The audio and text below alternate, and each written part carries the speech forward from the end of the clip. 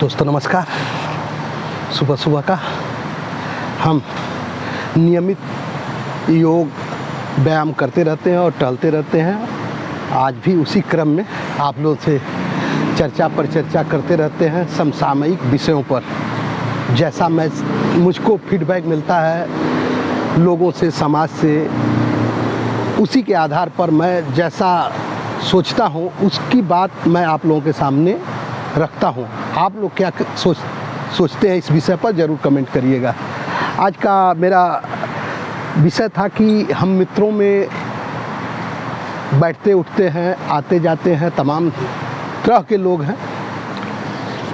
विशेष तौर से हिंदू में तमाम जातियां हैं, मुस्लिम के भी लोग संपर्क में हमारे हैं और उनसे हमारी चर्चाएं पर चर्चाएं आपस में होती रहती हैं कि आखिर आज देश और काल में क्या चल रहा है और क्या हो रहा है, कैसा हो रहा है आने वाले भविष्य के लिए। उस पर हम लोग आपस में चर्चा करते रहते हैं। तमाम हम लोगों के मित्र हैं, सभी लोग मित्र हैं। न हम लोग में धार्मिक आधार पर या जात के आधार पर कोई वैमनस्य है। मित्रता है, जैसा आपका संबंध होता है, जैसा उसी आधार पर। ये नहीं है कि हमारे फला जात के हैं तो हमारी मित्रता है और फला जात के नहीं है तो नहीं है। अच्छे दोस्त मित्र हर जाति के लोग होते हैं। कोई ज़रूरी नहीं है कि आपके सजाती हो तो ही मित्र होगा और नहीं होगा तो नहीं होगा, ऐसा नहीं होता है। जिससे आपकी पटती है, जिससे आपके तालमेल बैठते हैं, जिससे आपके विचारधारा मिलते हैं और उनका स्वभाव। कभी कभी ऐसा होता है कि विचारधारा नहीं मिलता है। देश और काल जो राजनीतिक व्यवस्थाएं हैं उस आधार पर हो सकता है कि आपके विचार और उनके विचार न मिलते हों। तमाम मुद्दों पर उनका रहन सहन, खान पान, विचार, राजनीतिक मतभेद भी हो, फिर भी लोगों में पड़ती है, क्योंकि उससे उनका व्यक्तिगत संबंध पर नहीं प्रभावित होता है। ज़्यादातर ऐसा होता है, लेकिन बहुत कम ही ऐसा होता है कि इसको दूरी बनाकर भी आपसी सद्भाव बनाए रखें और विचार बनाए रखें और मित्रता मेंटेन करें। जो हमारे विचार हैं वो एक दूसरे को हम प्रभावित करना चाहते हैं कि जो मैं सोचता हूँ वो भी वैसा ही सोचे, उसका भी विचार वैसा ही हो जैसा मैं चाहता हूँ।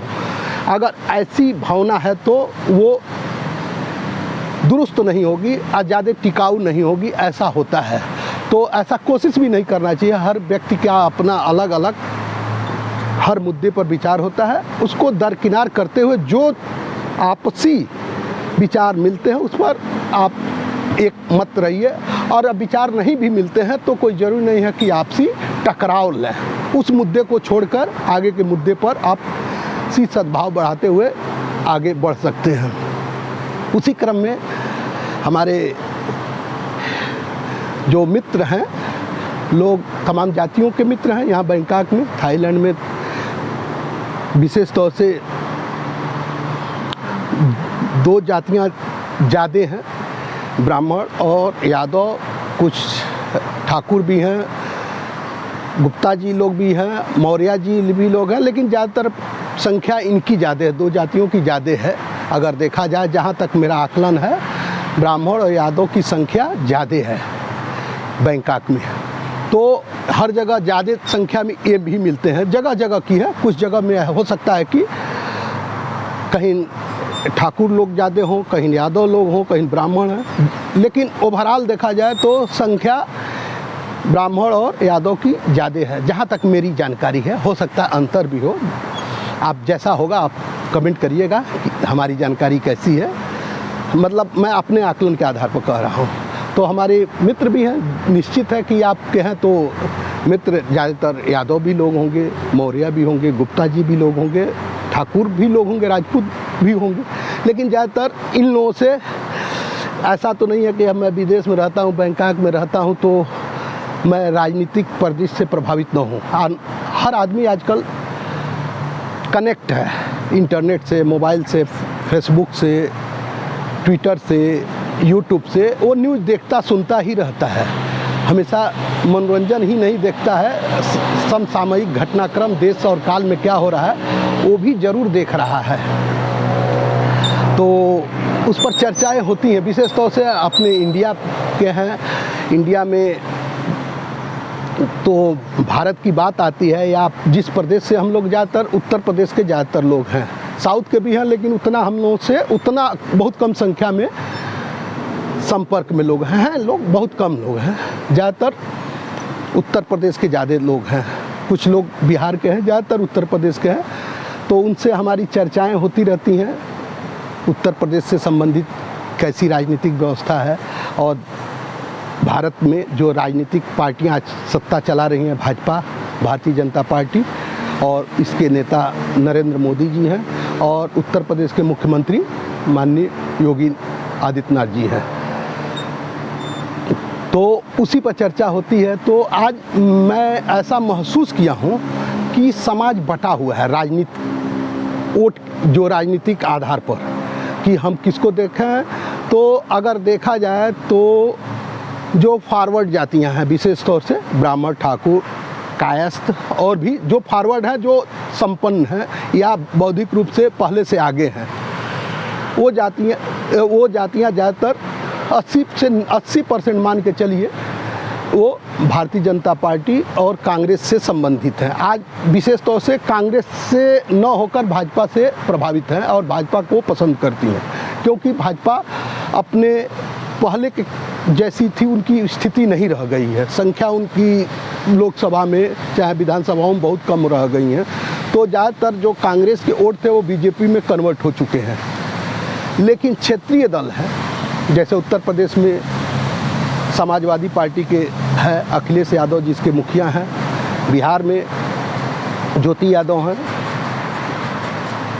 राष्ट्रीय जनता दल के, और नीतीश कुमार हैं। नीतीश कुमार भी अब वो प्रभावशाली नहीं रह गए हैं, वो तीसरे नंबर के रह गए हैं। धीरे धीरे उनका ग्राफ गिरते गया, क्योंकि वो अपनी पार्टी के बढ़ाने के लिए ऐसा कुछ नेतृत्व नहीं डेवलप कर पाए। लालू यादव ने तो अपने लड़के को आगे बढ़ा दिया, मुलायम सिंह जी यादव ने अपने अखिलेश यादव को राजनीति में आगे बढ़ा दिया। तो वो लोग लीड कर रहे हैं, आज नेतृत्व उनके हाथ में है। तो उसी अगर देखा जाए अन्य प्रदेशों में, विशेष तौर से पश्चिम बंगाल में तो ममता बनर्जी हैं, और साउथ में तो AIADMK और DMK पार्टियाँ आपस में लड़ती रहती हैं। कर्नाटक में देखा जाए तो बीजेपी और कांग्रेस और इस तरह से लड़ती रहती है। महाराष्ट्र में देखा जाए तो बीजेपी नंबर 1 पर है, उसके बाद दूसरे नंबर पर शिवसेना है, तीसरे पर शरद पवार की पार्टी है और कांग्रेस है। तो अब शरद पवार की पार्टी भी इस समय टूट गई है, तो बीजेपी के वहाँ भी जोड़ तोड़ की आजकल राजनीति में ये सब हो रहा है। कौन किससे जीत के आया, कब कहाँ कौन बदल गया, ये कहना मुश्किल है। तो राजस्थान में आप देख रहे हैं गहलोत वहाँ के मुख्यमंत्री 5 साल रहे हैं, अब चुनाव हो रहा है, देखते हैं आज रिजल्ट आएगा। और मध्य प्रदेश में शिवराज सिंह चौहान हैं, 20 साल से वहाँ मुख्यमंत्री हैं, भाजपा की ही सरकार है। इस तरह से ये राजनीतिक परिदृश्य है पूरे देश और प्रदेश की। तो उसी में हमारी चर्चा जब होती रहती है हमारे मित्रों से, विशेष तौर से यादव बंधु जो लोग हमारे मित्र हैं, तो राजनीतिक विचारधारा हम लोग आपस में मिलते हैं, लेकिन बातचीत बहुत कम लोग करते हैं राजनीति पर, लेकिन कभी कभी कर ही देते हैं। तो आज समाज बटा हुआ है, तो ज़्यादातर ब्राह्मण जो लोग हैं, ठाकुर हैं, वो भाजपा से प्रभावित हैं 80%, ऐसा नहीं 100%, 80%। वही स्थिति देखा जाए जो यादव बिरादरी के लोग हैं वो समाजवादी पार्टी से प्रभावित हैं। 80 से 90% जहाँ तक हमारा आकलन है ये देखने में लगा है कि एकदम प्रत्यक्ष रूप में लगा है कि 80 से क्या 90%, 90 से ही ऊपर हो जाएगा। क्योंकि जिससे मैं मिलता हूँ यहाँ अभी तक यहाँ अगर देखा जाए तो बहुत कम ही लोग हैं कि भाजपा को पसंद करते हैं। भाजपा का नाम लेते आग बबूला हो जाते हैं, जैसे लग रहा है उनके घर से कोई डकैती भाजपा ने कर लिया है या योगी आदित्यनाथ ने कर लिया है। इस तरह से उनके प्रति, भाजपा के प्रति नफरत है। ये यहाँ जो यादव बिरादरी के लोग हैं क्यों है, आप वही लोग बता सकते हैं, आप लोग बता सकते हैं। मतलब अगर चर्चा कर दीजिए तो जैसे लगता है कि वो क्या कर दें उनके लिए, कैसे उनको हटा दें। लगता है कि देश प्रदेश बर्बाद कर दिए योगी और मोदी ने, देश की अर्थव्यवस्था खराब हो गई है। चर्चा, ऐसी चर्चा कभी कभी हम लोग हो ही जाती है, तो कभी कभी हम हंसी मजाक के उद्देश्य में टकराव नहीं करते हैं, लेकिन थोड़ा बहुत ज़रूर अपनी विचारधारा उन लोगों को बताने की कोशिश करता हूँ। नहीं नहीं, ऐसी बात तो नहीं है। तो लगते हैं, कहते हैं देश बेच दिए, रेल बेच दिए, एयरपोर्ट बेच दिए, हवाई जहाज़ बेच दिए, तमाम राज्य की संसाधन को बेच दिए। मतलब ऐसी बात बोलते हैं जैसे वो नहीं बोलते हैं, वो आदमी बताता है जैसे कि अर्थव्यवस्था हमारी ख़राब हो गई है। ऐसे आदमी अर्थव्यवस्था बात करती है, अगर जोड़ घटाना दे दिया जाए 4-5 अंकों का तो जोड़ घटा भी नहीं पाएगा, अंग्रेजी के 4-5 शब्द भी दे दिया जाए उसका अर्थ भी नहीं पाएगा। मतलब ज्ञान के मामले में जीरो है। लेकिन अगर उनसे चर्चा करेंगे ना तो अर्थव्यवस्था, देश की अर्थव्यवस्था कैसी होनी चाहिए, देश की नीति कैसी होनी चाहिए, देश की विदेश नीति, उस पर वो चर्चा कर लेते हैं। मतलब एक पक्षीय बात करने लगते हैं लोग। यही सबसे चीज़ होती है। ये नहीं सोचते हैं कि जो चीज़ें, मान लीजिए हो सकता है हर आदमी का ज्ञान और जानकारी नहीं है, उनके बैकग्राउंड पर डिपेंड करता है कि उनकी पढ़ाई लिखाई कैसी है, उनका संस्कार कैसा है, उनका कैसा पढ़ते सुनते हैं, उसके आधार पर ही आदमी की जानकारी होती है। तो ज़्यादातर लोग, जो लोग, ऐसा नहीं है सब लोग, ज़्यादातर लोगों के पास जानकारी के नाम पर जीरो है, ज्ञान के मामले में कुछ भी नहीं है। लेकिन मान लीजिए जो व्यक्ति जिस पार्टी से या नेता से प्रभावित होता है तो उनके प्रवक्ताओं की बात सुनता है, टीवी पर डिबेट होता है, वही बात रटाया उनके पास रहता है, वही बात वो बोल देते हैं। अपना आकलन नहीं करते हैं जो बोल रहा है सही बोल रहा है कि नहीं बोल रहा है। स्थिति ये है। तो ये उचित नहीं है। विरोध करना राजनीति में तो होता है, हर आदमी का विचारधारा अलग अलग होता है और होना भी चाहिए। देश में एक पार्टी जब रहेगी तो निरंकुश हो जाएगी और शासन व्यवस्था उतनी अच्छी तरीके से नहीं चला पाएगी या मनमौजी हो जाएगी और कल्याणकारी नहीं रहा जाएगा। जब सत्ता परिवर्तन होता है तो निश्चित रूप से अच्छा काम होता है आम जनता के लिए। तो ज़रूरी है कि सत्ता परिवर्तन होना चाहिए, लेकिन परिवर्तन किस रूप में होना चाहिए। अगर देखा जाए आज दो ही राष्ट्रीय स्तर की पार्टियां जो मजबूत हैं, भाजपा और कांग्रेस है, और तो सब क्षेत्रीय दल हैं।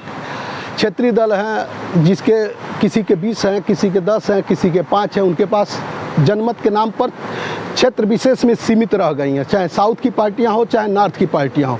जैसे उत्तर भारत में देखा जाए तो विशेष तौर से बिहार में तो वहाँ भी भाजपा नंबर 1 पर है और आरजेडी नंबर 1 नंबर 2 की लड़ाई लड़ती है। और उत्तर प्रदेश में समाजवादी पार्टी और भाजपा ही भाजपा नंबर 1 पर और समाजवादी पार्टी 2 नंबर पर है।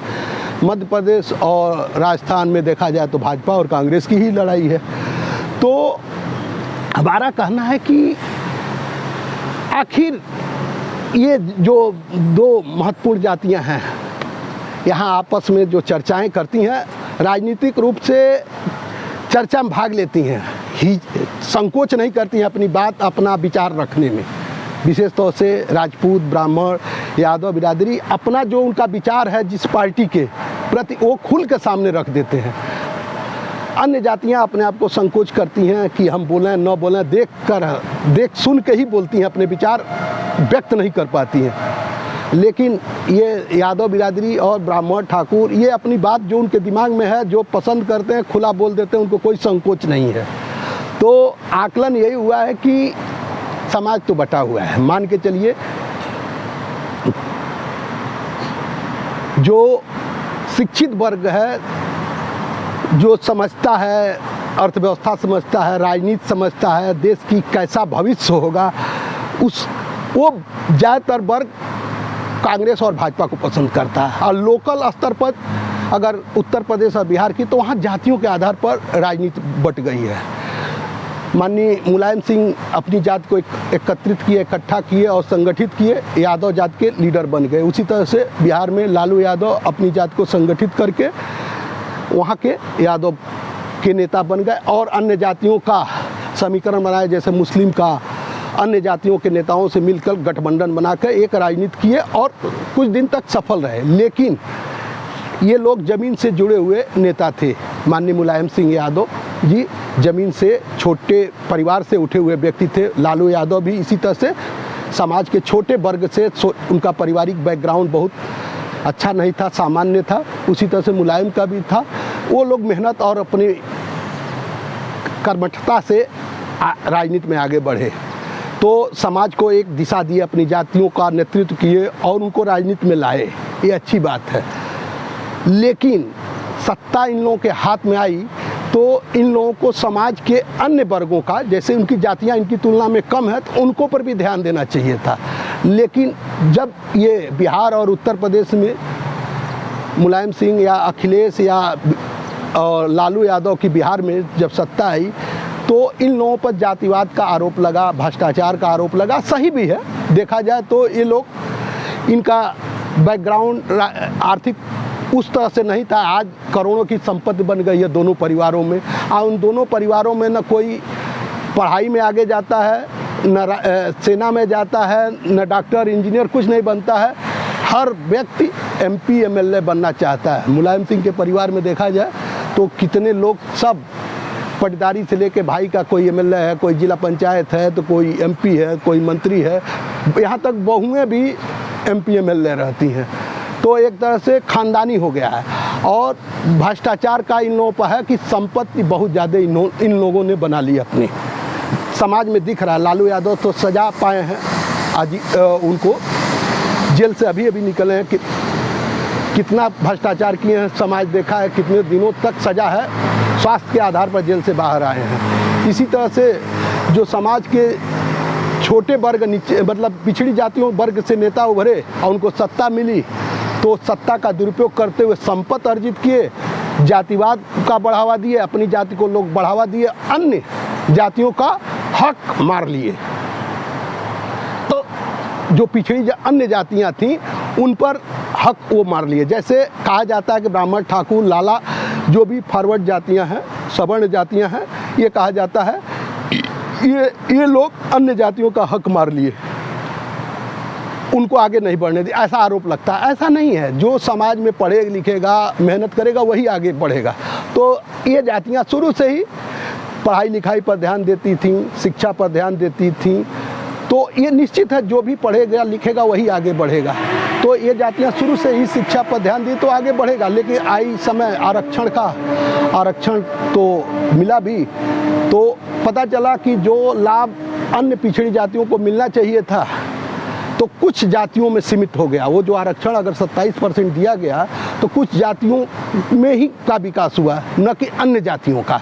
तो वो असंतोष अन्य जातियों, पिछड़ी जातियों के अन्य जातियां जो गैर यादव थी, उनमें असंतोष हुआ कि बताइए पिछड़ी जातियों को तो आरक्षण हमको मिला, लेकिन पता चला कि ये लाभ कुछ ही जातियां उठा लीं आरक्षण का। चाहे राजनीति में, चाहे सत्ता में, चाहे प्रशासन में, चाहे जो भी भर्ती हुई है नौकरी में, एन केन प्राकृत तरीके से भ्रष्टाचार करके एक तरफा भर्ती उनके अपनी जातियों का किए। तो इससे अन्य पिछड़ी जातियों में असंतोष हुआ। तो वो अखिलेश यादव की समाजवादी पार्टी से और मुलायम यादव, और उसी तरह से राष्ट्रीय जनता दल लालू यादव और ज्योति यादव की पार्टी से लोग अन्य जातियाँ हट गई, तो आज वही असर हुआ। देखिए, मुलायम सिंह की पार्टी 4 सांसद नहीं जीत पाई, एक समय था 40-40 सांसद जीतते थे। तो आप अगर भेदभाव की राजनीति, जातिवाद की राजनीति करेंगे तो कुछ दिन तक तो आप सफल रहेंगे, लेकिन लंबे समय तक आप उसको मेंटेन नहीं कर पाएंगे। इसलिए ज़रूरी है कि अगर आपको सत्ता मिलती है तो अन्य जातियों पर भी ध्यान दीजिए, उनका भी उनकी जाति की संख्या और उनकी योग्यता के आधार पर उनका हक मिलना चाहिए। भाजपा क्यों आगे बढ़ रही है?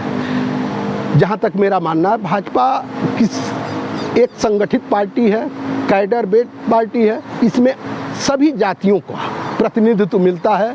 चाहे छोटे स्तर से देखा जाए तो वो देखते हैं कि जिसकी जितनी जातियां हैं उसके हिसाब से, चाहे क्षेत्र पंचायत का सदस्य हो या MLA हो, MP हो, मंत्री हो, उनको टिकट उसी हिसाब से डिस्ट्रीब्यूट करते हैं। उसके बाद जब जीत कर वो MLA MP आते हैं, उसी हिसाब से उनको विधानसभा में और लोकसभा में उनका प्रतिनिधि और मंत्री भी बनते हैं और वो लाभ पाते हैं। इसीलिए अन्य जातियों का भरोसा भाजपा पर बढ़ा है और इसीलिए ये पार्टी जहां शून्य से शिखर तक जा रही है, क्योंकि यहाँ सब लोग अपना समाज में जो उनका प्रतिनिधित्व है उसी हिसाब से उनको हक भाजपा देने की कोशिश। भाजपा एक किसी व्यक्ति की पार्टी नहीं है। जो योग्य व्यक्ति होगा वही आगे बढ़ेगा। ये नहीं है कि खानदानी है और आपके पिताजी रहे हैं तो आप भी उस सत्ता पर आ जाएंगे, ऐसा नहीं है। भाजपा में जो योग्यता है, आपके पास योग्य है तो आप उस शिखर पर पहुंच सकते हैं। इन लोगों की पार्टियों में योग्यता कोई मतलब नहीं है। राजाओं के जैसे नहीं होता, एक पीढ़ी से दूसरी पीढ़ी में सत्ता का ट्रांसफ़र होता है। जैसे कांग्रेस क्यों आज गई? कांग्रेस पार्टी इतनी पुरानी पार्टी है, 1885 से पार्टी है, आज जिस हाल में क्यों है? यहाँ एक खानदान के ही लोग बनेंगे, उनके पास योग्यता है या नहीं है कोई मतलब नहीं है। उनका लड़का जैसे भी होगा आएगा। देखिए वही हाल हुआ राहुल गांधी का, क्या हुआ? आप योग्य रहेंगे तभी आप सफल होंगे, नहीं होंगे तो नहीं होंगे। आज क्या हो रहा है? होना ये चाहिए था पार्टी में जो योग्य व्यक्ति हो उसको सत्ता आप दीजिए, तभी आप आगे बढ़ पाएंगे। इसी तरह से अखिलेश यादव अच्छे नेता हैं, अच्छी बात करते हैं, उनका है, लेकिन अनुभव के नाम पर क्या है? जीरो है। मुलायम सिंह यादव संघर्ष करके आगे बढ़े, अखिलेश यादव संघर्ष तो नहीं किए, बना बनाया व्यवस्था थी, आके मुख्यमंत्री डायरेक्ट बन गए। वही हाल है ज्योति यादव और तेज प्रताप यादव का। लालू वो यहाँ तक की है कि अपने लड़के वो पढ़े लिखे भी नहीं है और प्रदेश के उप मुख्यमंत्री बने हुए हैं। तो बताइए कैसे जनता विश्वास करेगी, कैसे आप अपने प्रदेश को आगे लेकर बढ़ाएंगे जब आपकी शिक्षा के मामले में स्वयं नहीं अध्ययन किए और वहाँ आप उप मुख्यमंत्री भी आने वाले समय मुख्यमंत्री बन जाएंगे। तो इससे समाज का कल्याण नहीं होगा। हमारा कहना है, हम तो किसी का विचार नहीं बदल सकते हैं, लेकिन थोड़ा बहुत अपनी बुद्धि विवेक का प्रयोग करते हुए यूट्यूब, फेसबुक या किसी के माध्यम से थोड़ा बहुत आकलन करिए। केवल प्रवक्ताओं की, राजनीतिक पार्टियों के प्रवक्ताओं की बातों के आधार पर ना अपनी अर्थव्यवस्था पर ज्ञान वर्धन करने लगे, विदेश नीति पर वर्धन करिए। आप स्वयं थोड़ा सा चिंतन करें, क्या हम इस पर बोल सकते हैं? टोटल अगर जातिवाद के आधार पर सपोर्ट करेंगे तो समाज के अन्य व्यक्ति आपसे कट जाएंगे।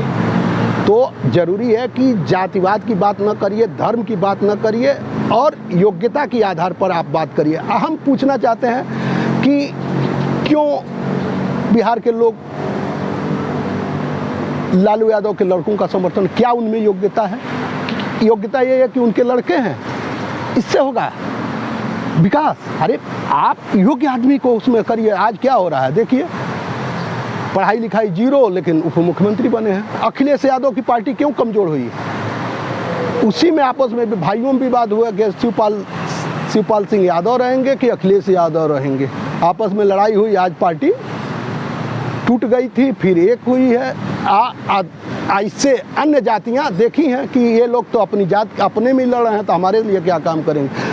तो मेरा अपना मानना है कि समाज में भाईचारा बना रहना चाहिए, एकता बना रहे, राजनीतिक चर्चाएं परिचर्चाएं होनी चाहिए, लेकिन आपसी मनभेद नहीं होने। मतभेद तो हो, आप इनको पसंद करते हैं करिए, अपना तर्क है, विचार है, करिए, लेकिन आपसी वैमनस्य से नहीं होना चाहिए राजनीति। क्योंकि राजनीतिक पार्टियों के नेताओं आपस में गठबंधन करके सत्ता में पा जाएंगे, आप किसी और के नहीं होंगे। आप इन राजनीतिक पार्टी के नेताओं के लिए आपस में मत लड़ें, अपने विचार रखें, अपनी बात रखें, चर्चाएं करें, अच्छी बात है, लेकिन झगड़िए नहीं। हाँ, अगर आपस में चर्चा होती है तो भैया ठीक है, आपका विचार ये है, मेरा विचार ये है, इस तरह से होनी चाहिए। एकदम कट्टरता नहीं होनी चाहिए जातिवाद के आधार पर। जातिवाद इस आधार पर ना करिए कि हम उनको देंगे। क्या जातिवाद से रोड नहीं बनेंगे, स्कूल कॉलेज नहीं बनेंगे, हॉस्पिटल नहीं बनेंगे। एक एमएलए बनता है, एमपी बनता है तो लाखों की संख्या में होती है, तो उसको सड़क बनवाना है, हॉस्पिटल बनवाना है, कॉलेज स्कूल बनवाना है, तमाम तरह के इंडस्ट्री लगाना है। तो हाँ, योग्य व्यक्ति आएगा तो आपका काम करेगा, केवल जात से कुछ नहीं होना है। तो जातिवाद और धर्म के आधार पर वोट न दें। आकलन, भगवान ने आपको आँख, कान और बुद्धि दिया है, बुद्धि विवेक दिया, तो उसको आकलन करें, उसके आधार पर मत देने का निर्णय लें। हमारा हमेशा यही कहना है, परख सबकी करिए, ग्रहण शुभ की करिए, prove all thing, hold fast that which is good. आप लोगों को मैं अपना विचार रखा हूँ, आप क्या सोचते हैं अगर इस पर कमेंट जरूर करिएगा। बहुत बहुत धन्यवाद आप सभी को।